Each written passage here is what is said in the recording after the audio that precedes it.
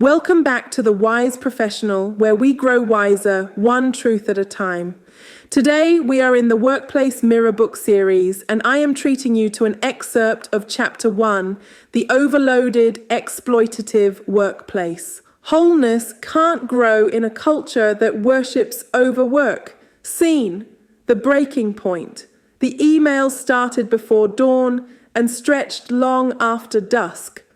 Brittnee's calendar was a sea of back-to-back meetings, each one marked urgent. Her boss called it hustle.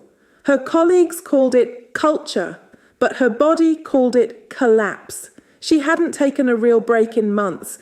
Vacations turned into working getaways. Weekends blurred into Mondays. She told herself it was just a busy season, but every season seemed busier than the last. The breaking point came one Thursday night. She sat in the office alone, the hum of fluorescent lights echoing her exhaustion. A notification flashed across her screen. New project due Monday. Something inside her cracked, not loudly, not with anger, just a quiet surrender. She whispered, "I can't do this anymore." And for the first time, she meant it. The impact. The company celebrated productivity but ignored depletion. Turnover rates climbed, sick days multiplied, the brightest minds dimmed under relentless demands. People stopped dreaming, they just delivered. Innovation gave way to survival. Leaders mistook exhaustion for excellence. They praised busyness as proof of commitment, never noticing that behind every high-performing employee was a human running on fumes.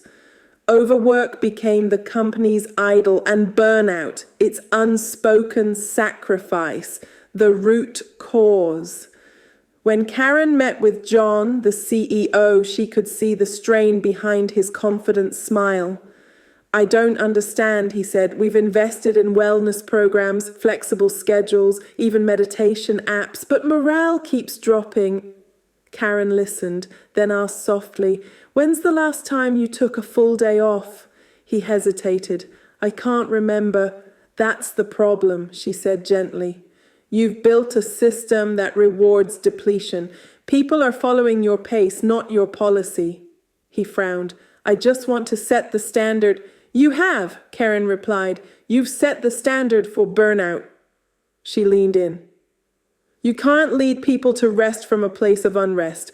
Leadership that never pauses will eventually break, not from weakness, but from weariness."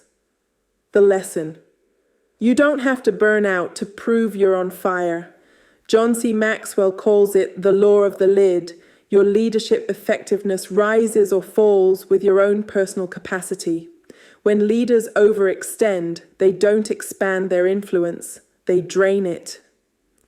Marshall Goldsmith teaches that sustainable success requires feed forward, replacing pressure with purposeful pacing, and performance with growth. True leadership isn't measured by how much you do, but by how well you empower others to do it.